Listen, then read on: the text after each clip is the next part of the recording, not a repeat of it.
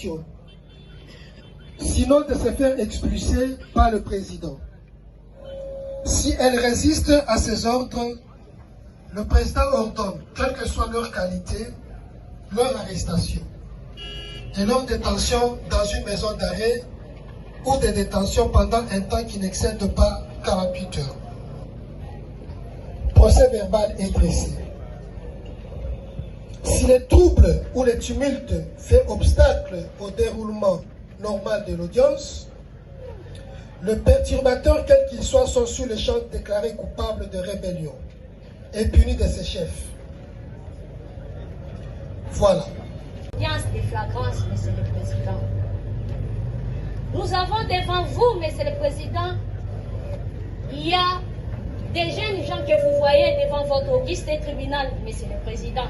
Ce ne sont pas des spectateurs, mais bel et bien, ce sont des prévenus que nous présentons à ce jour devant votre auguste tribunal.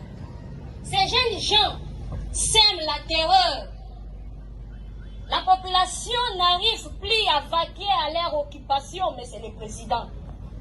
Tout à l'heure ici, il pleuvait abondamment, Monsieur le Président. Vous avez constaté avec nous, il y avait des jeunes gens qui couraient, des dames qui venaient vers nous pour dire que nous sommes agressés. Nous sommes agressés par qui, Monsieur le Président? Par les jeunes gens qui sèment la terreur, qu'on appelle communément Koulouna, Monsieur. Ces jeunes gens qui mettent la population en insécurité. Si vous sortez pour aller acheter quelque chose, même pendant la journée, Monsieur le Président, ils ont les machettes en main, des armes blanches.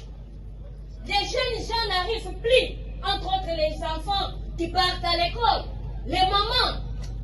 Pendant la journée, ils se bagarrent comme si il n'y a pas la loi dans notre pays, Monsieur le Président.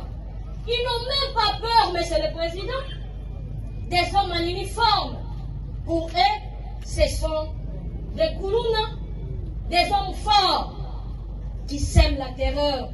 C'est pourquoi, Monsieur le Président, ce jour, nous sommes là pour une audience de flagrance. Une audience de flagrance, c'est conformément à l'article 2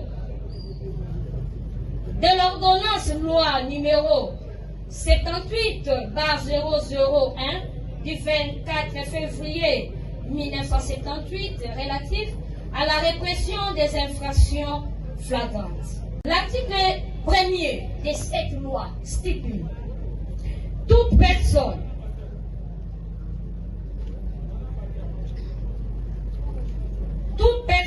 arrêtée à la suite d'une infraction intentionnelle, flagrante ou répétée d'elle sera aussitôt déférée au parquet et traduit sur les champs à l'audience du tribunal. S'il n'est point tenu d'audience, le tribunal siégera spécialement le jour même ou plus tard le lendemain. Et c'est même ordonnance numéro 78/001 du 24 février 1978 stipule et qualifie infraction flagrante toute infraction qui se commet actuellement ou qui vient de se commettre.